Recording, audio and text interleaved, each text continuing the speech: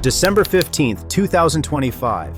MI6's first ever female chief stands before cameras and delivers a chilling warning. Russia is waging hybrid warfare against Britain and NATO, operating in a space between peace and war, where the front line is everywhere. But here's what she didn't say. Britain already proved they see Russia's game 11 months ago.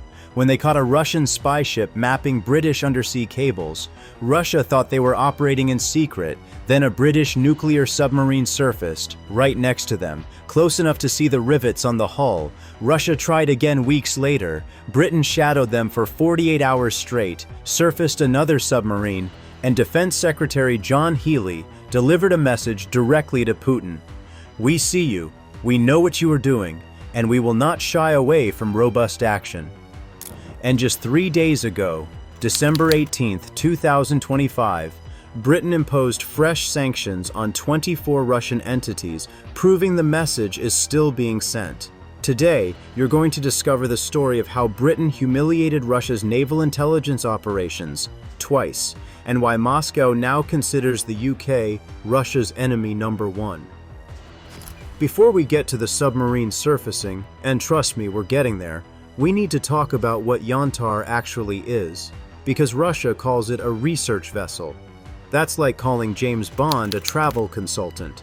Yantar is the lead ship of Russia's Project 22010 class, officially designated as an oceanographic research vessel. Unofficially, it's a spy ship purpose-built for one mission, mapping NATO's undersea infrastructure. Home port, Severomorsk, operates under Russia's Northern Fleet, and over the past decade she's conducted surveillance operations across the Atlantic, North Sea, and Barents Sea. Here's what makes Yantar dangerous. She carries advanced submersible remote-operated vehicles, ROVs, that can dive deep, map cables, and potentially plant listening devices or even explosives on critical infrastructure. She's got a full suite of sensors, including radomes, those spherical radar domes you see on ships, capable of intercepting communications and tracking naval movements. And Yantar's been busy. She's had run-ins with naval authorities from Brazil, Norway, the United Kingdom, and Ireland. Everywhere she goes, she's caught loitering near undersea cables. Because here's what most people don't realize. 97% of global internet traffic travels through undersea cables. Financial transactions, military communications, everything. For Britain specifically, these cables are the nervous system of the economy. Damage them, and you don't just lose Wi-Fi. You lose banking systems, stock exchanges, military command networks. Western intelligence believes Yantar's mission is twofold. Map the cables so Russia knows exactly where to cut them during conflict. Identify vulnerabilities for sabotage operations. This isn't theoretical. In December 2024, the Estlink 2 undersea cable between Finland and Estonia was damaged. Many analysts believe a vessel in Russia's shadow fleet caused it. So Yantar's not just some innocent research ship. She's a floating espionage platform designed to give Russia the ability to cripple NATO communications. And in November 2024, she sailed right into British waters, thinking nobody would notice. Big mistake. November 2024, Yantar enters UK waters near Scotland. Specifically, she spotted loitering, and that's the Defense Ministry's actual word, loitering, over critical undersea infrastructure. British intelligence picks her up immediately. This isn't luck. Britain's been tracking Russian vessels for decades. The Royal Navy knows Yantar's profile, they know her capabilities, they know what she's looking for. HMS Iron Duke, a Type 23 frigate, is dispatched to shadow the Russian vessel. Alongside her, RFA Proteus, Britain's specialist seabed operations ship.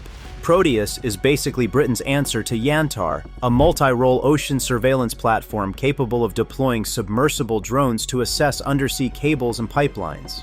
But here's where things get spicy.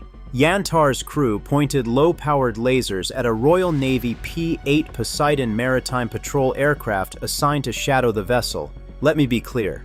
Pointing lasers at military aircraft is hostile action. It's not research, it's a provocation.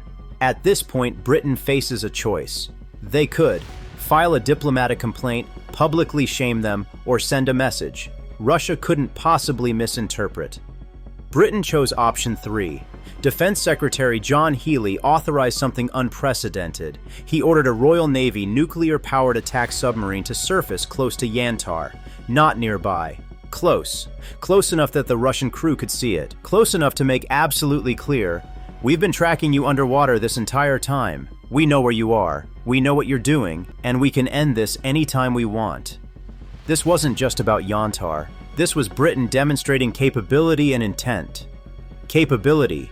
British submarines can track Russian vessels covertly and appear whenever they choose. Intent.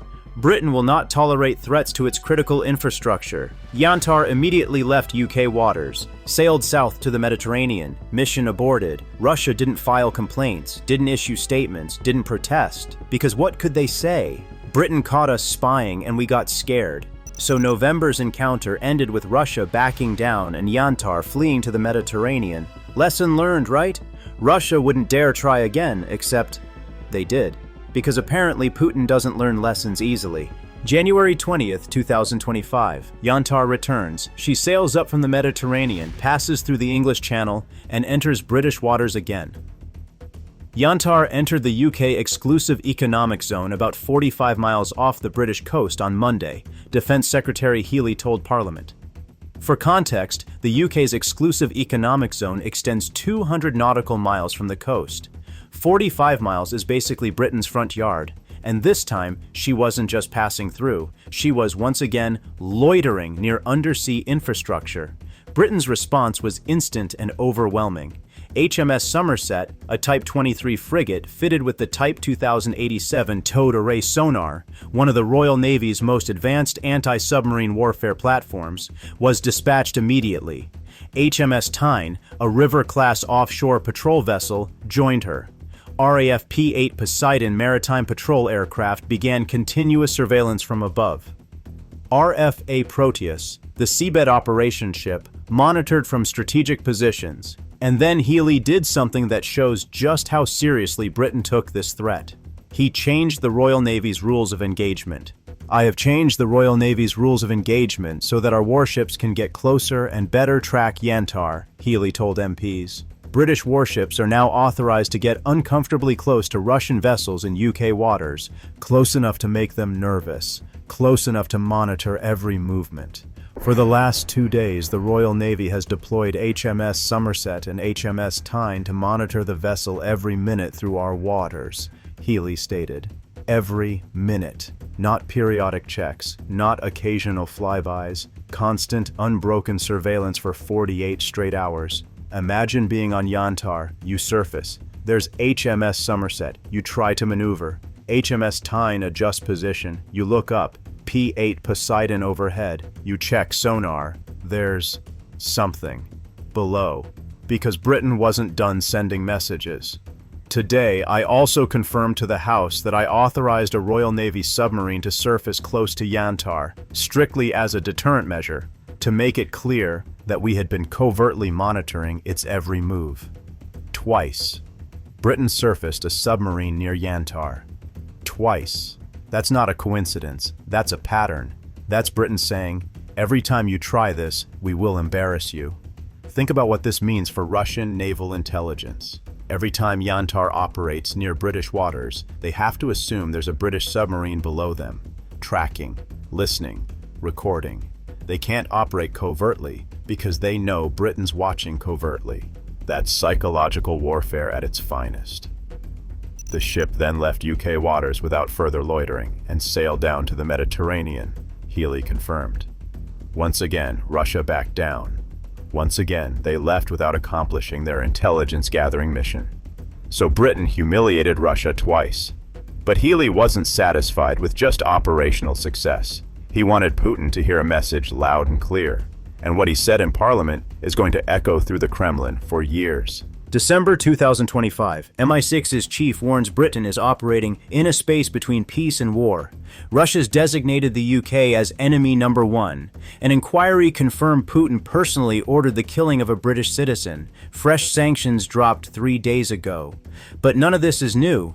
Britain saw it coming, because 11 months earlier they caught Russia red-handed. November 2024. A Russian spy ship enters British waters thinking she's operating in secret. Britain surfaces a nuclear submarine next to her. Russia retreats. January 2025. The same ship tries again. Britain shadows her for 48 hours straight, surfaces another submarine, and delivers a direct warning to Putin. We see you. Russia retreats. Again. Expectation. Russia could map British undersea infrastructure without consequence. Reality. Britain tracked every move, humiliated them publicly twice, and built AI-powered surveillance systems that make future operations impossible. Expectation. Britain's military was too weak and underfunded to respond effectively. Reality. The Royal Navy demonstrated capabilities Russia didn't know they had, or had forgotten they should fear. Expectation. Diplomatic protests and strongly worded letters. Reality. Submarine surfacing. Rules of engagement changed. Direct messages to Putin. Fresh sanctions in December 2025. Everything MI6's chief warned about in December 2025. The Yantar incidents proved it a year earlier. Russia operates just below the threshold of war. Export of chaos is a feature, not a bug. The front line is everywhere. Britain must be ready to respond with robust action. Britain didn't just react to Yantar. They established a doctrine. Russian aggression will be met with immediate, public, humiliating consequences. And that doctrine is still in effect. December 18th, 3 days ago, Britain sanctioned 24 more Russian entities. The Chatham House report confirmed what Moscow already knows. Britain's their most effective opponent. Putin personally ordered the killing of a British citizen. Britain's response? Becoming enemy number one by choice, because someone has to stand up to Russian aggression. This isn't just about defending cables. This is Britain reasserting itself as a power that will not be intimidated, will not be threatened, and will not tolerate attacks on its sovereignty. The Royal Navy that once ruled the waves remembered it still knows how to defend them. MI6 that once defined spycraft is publicly calling out Russian operations. Britain that once built an empire is defending its home waters with 21st century technology and 18th century resolve. Putin wanted to test British resolve. He sent Yantar twice in 2024 to 2025. He killed British citizens in Salisbury. He wages hybrid warfare across UK territory. Britain's response? We see you. We know what you are doing, and we will not shy away from robust action. That wasn't a threat. It was a promise, and December 2025 proves Britain's keeping it. Russia learned what every hostile power operating near NATO waters is learning. British waters aren't undefended territory. They're monitored, protected, and defended by forces that can appear anywhere, anytime. The submarine surfacing wasn't just deterrence. It was a reminder of something Russia seems to have forgotten. Don't mess with the Royal Navy, and definitely don't mess with Britain. If the story of Britain embarrassing Russia's spy operations and then being proven right by MI6's December warnings triggered your British pride, smash that subscribe button. We're covering the UK versus Russia confrontations that connect the dots mainstream media either misses or deliberately ignores. Drop a comment. Was Britain's response proportionate, or should they have been more aggressive with Yantar? And here's the real debate. MI6 says we're between peace and war with Russia. Is that an exaggeration? Or are we already in a Cold War that most people don't realize is happening? Thanks for watching. Next video, we're breaking down what the Salisbury inquiry really revealed about Putin's direct involvement in killing British citizens, and why December 2025 changed everything. See you then.